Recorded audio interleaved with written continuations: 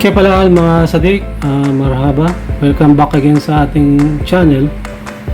So sa araw na to ay pag-uusapan natin ang tungkol sa aking mga aircraft collection. So ito sila. So ito yung mga aircraft collections ko nung tayo nagtatrabaho pa sa Saudi Arabia for 18 years. So pero bago yan ay nagtrabaho muna tayo sa Brunei from 1992 to 94. So ito yung sinakyan natin.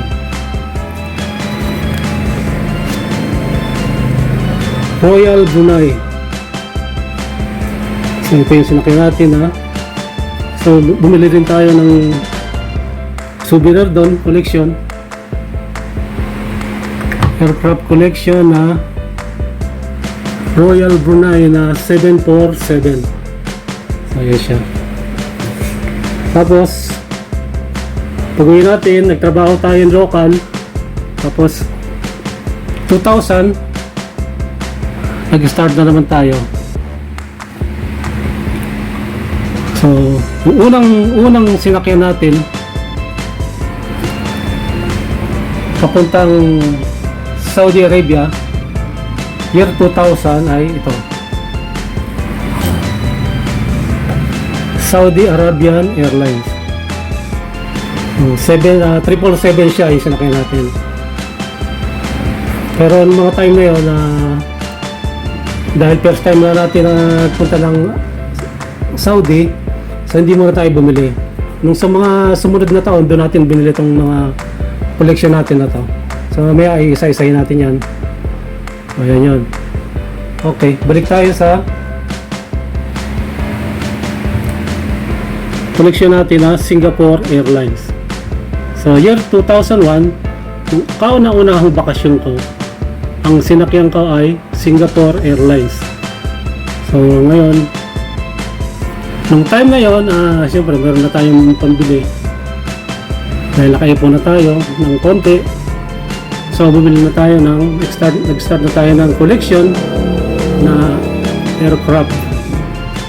Nag-collect na tayo, naisipan ko na mag-collect na, kaya on board bumili tayo ng Singapore Airlines na aircraft na 747. So, Singapore Airlines 747.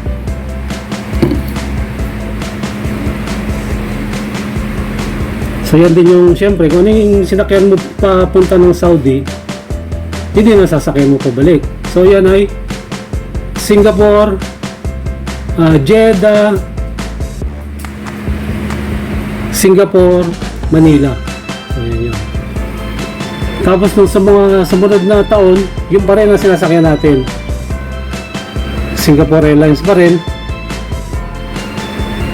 So mga ilang taon din yun dahil nagustuhan nga natin yung service ng Singapore Airlines, kaya yung parati ang sinasakyan natin. Singapore Airlines pa rin yan, kung napapansin nyo, meron naman tayo isa pa. So maraming beses yun yun ang sinakyan natin. Tapos meron din tayong sinakyan na Emirates. So itong Emirates, ito yung natatandaan ko, ito yung A380.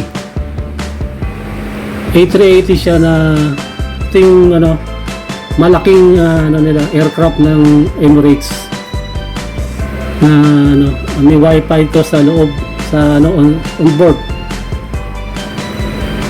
Sa flight nila meron silang available na wifi. At ang tanda ko dyan ay Pilipino yung yung piloto. So kung di ako nagkakamali, 2015 to sinakyan ko. Tapos ito naman ang sumunod na sinakyan natin, Cathay Pacific. So ano din siya, ang ano niya is Ang tanda ko, ito ay 2010. 2010 ko sinakyan to. Ano siya? Jeddah, Hong Kong, Manila. So, ayan. So, bumili din tayo ng souvenir doon ng aircraft na 747. Ayan. Tapos, ito naman, Philippine Airlines. Ito yung Philippine Airlines na sinakyang ko noong 2017. So ito yung huling taon natin sa abroad. So ano siya, Philippine Airlines Jumbo Jet 777. So yan siya.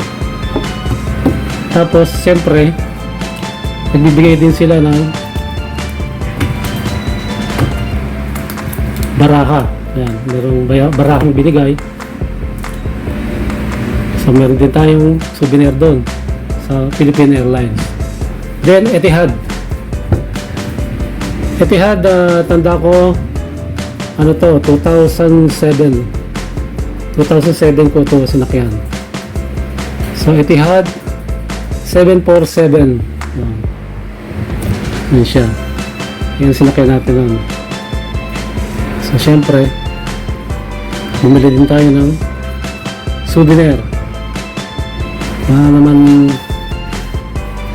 isa sa alaala natin nung tayo nag-abroad pa. So ito, maraming beses ko din sinakyan to. Itong Saudi Arabian. So mapa-local flights sa abroad sa Saudi Arabia at from Jeddah to Manila. Kumisan kasi direct flight yan eh. Kaya napapansin nyo, marami akong nabili. Lagi akong bumibili kasi maraming beses ko rin sinakyan yan. Sa Riyadh ako, ilang beses ko rin sinakyan to. Tapos balik tayo rito sa Cathay Pacific. Itong Cathay Pacific, ito yung sinakyan namin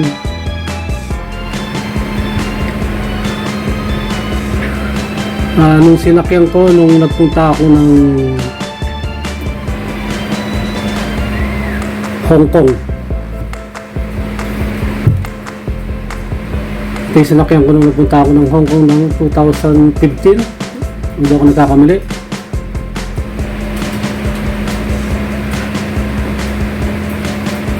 Tapos tong Emirates nga, yan, lahat na yan. Tapos sa Singapore Airlines, ito yung sinakyan namin yung isang 2016, kasama ko yung mga anak ko na nagbakasyon. Ito yung sinakyan namin. Tapos yung may Habibi kasama siyempre 2015 and 16. Ito yung sinakyan namin. Itong kahata ay hindi ko matandaan kung 17 o alam ko 17, tama, 17. Cathay Pacific nung pinadala ko ng kumpanya. 17 pala to para mag-training. 2017 Cathay Pacific. So yan lahat sila. Okay, syempre meron mga kanya-kanya tayo experience pagdating sa mga sinasakyan nating airlines. So disclaimer lang, ito base lamang sa aking experience. So i-rate natin sila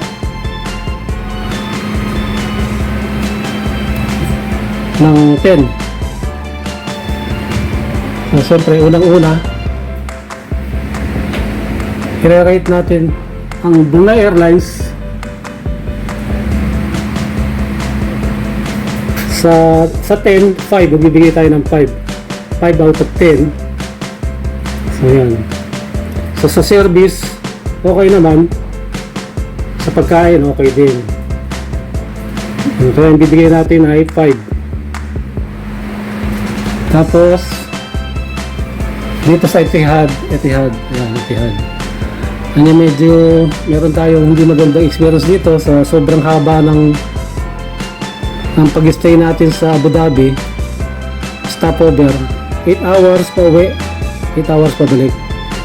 So pagkain okay naman, kaya from 10 bibigyan natin ng 4. Ulit ko, ito ay base lamang sa aking experience. Disclaimer lang, kung kayo may magandang experience against dito sa mga sinasabi ko, intindihin nyo na lang ako dahil ito yung experience ko. Okay? Tapos ito naman, itong Cathay Pacific sa service at sa pagkain na sinasabi nila, bibigay tayo ng 6. Yan ang service ng para sa akin na nabigay sa akin ng Cathay Pacific. So sumunod, itong Saudi Arabian Airlines. Saudi Arabian Airlines, sa pagkain, sa service, okay naman. Sa entertainment, okay din. So bibigay tayo ng 7 ito. So okay naman ang service na experience ko dito sa Saudi Arabian. So susunod natin ay syempre Philippine Airlines. Philippine Airlines, sa service, sa pagkain, okay, Filipino food. Then ang problema lang ay wala silang monitor, entertainment monitor na pwede mong panoorin. So meron sila, kaya lang magbabayad ka online. So yun, napakahaba ng flight, pero yung nasakyan ko walang monitor na pwede kang panoorin. Video, mga film, kumbaga mga movies. So ilan na binigay ko rito? Bibigyan natin to ng 6 din. Philippine Airlines. So Emirates,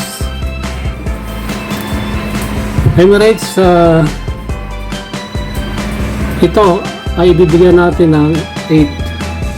Para sa akin, sa service, although hindi naman siya direct flight, Jeddah,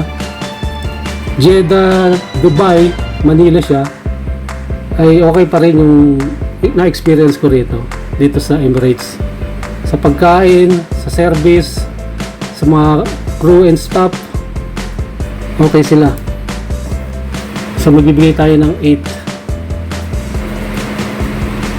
Dito sa Singapore Airlines, para sa akin ito ang the best na airlines na nasakyan ko. Yan. Para sa akin Singapore Airlines. Sa lahat ng flight, lahat ng taon na sumakay ako rito, lahat ng flight ng Singapore Airlines na sinakyan ko, ay talagang naging maganda yung experience ko. At siyempre meron niya tayong kasama sa kwarto na shout out kay Rudy Stoke. Siya yung laging nagbubuk sa atin, nagbibigay ng magandang flight, at siya rin ang nagbibigay ng special meal, nag-request ng special meal para sa akin. So sa bro, shout out. So yan, Singapore Airlines, the best. Sa service, sa food, lahat, sa entertainment nila, the best. Wala akong masabi. For me, yan ang the best airlines para sa akin. Singapore Airlines. Ang flight nila is Jeddah, Singapore, Manila. So yan. So yan yung ating lahat na collection sa ating pagtatrabaho ng ilang taon sa Saudi Arabia. Kasama na rin itong sa Brunei. Okay, isa-isahin natin. Royal Brunei, Singapore Airlines, Emirates,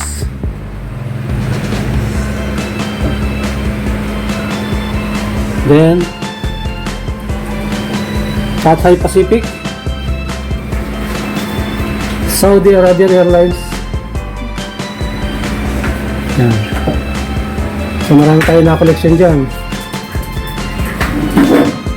So Etihad,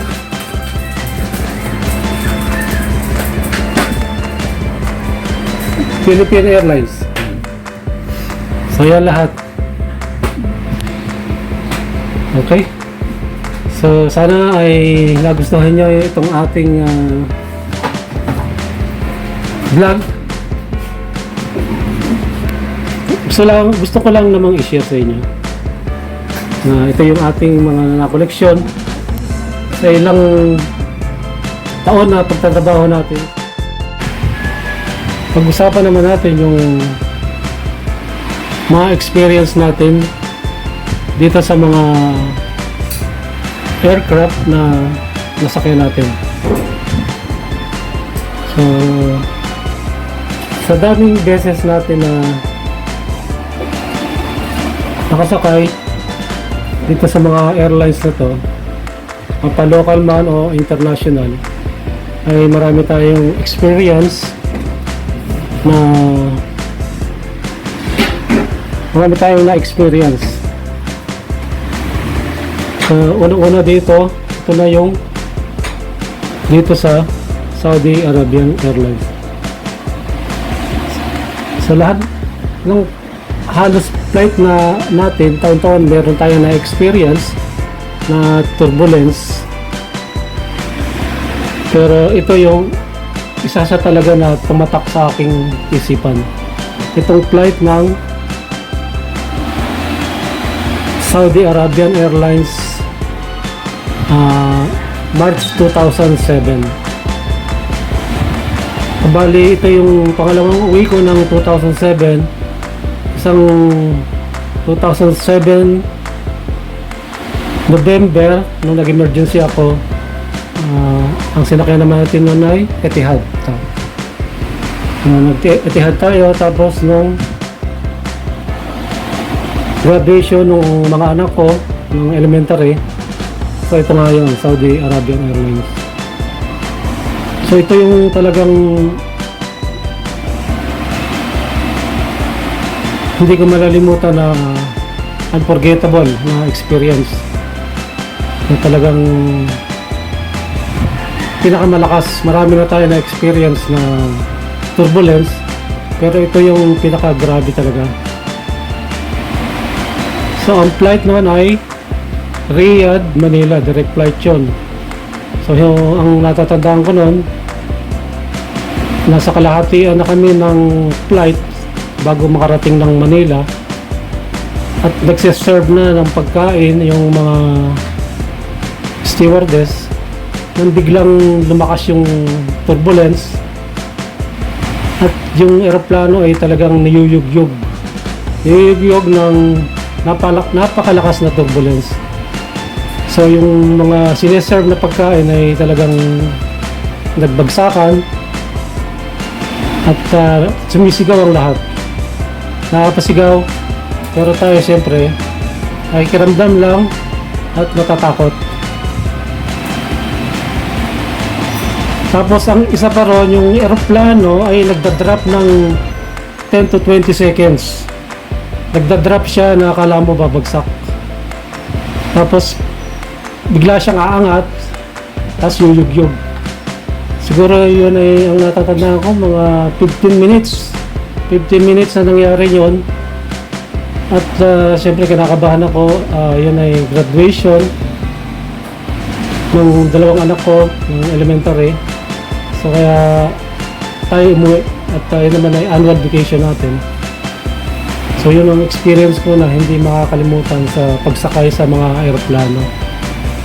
So nakakatakot talaga yung time na yun na akala ko yun na ang huling sakay ko ng aeroplano.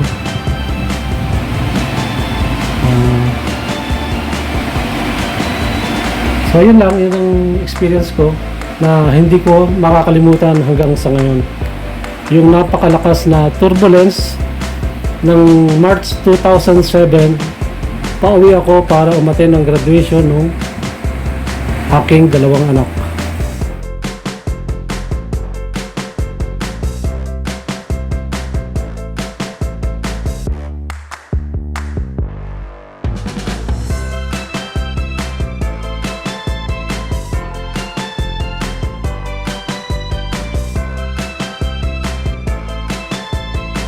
For watching. See you again sa ating mga susunod na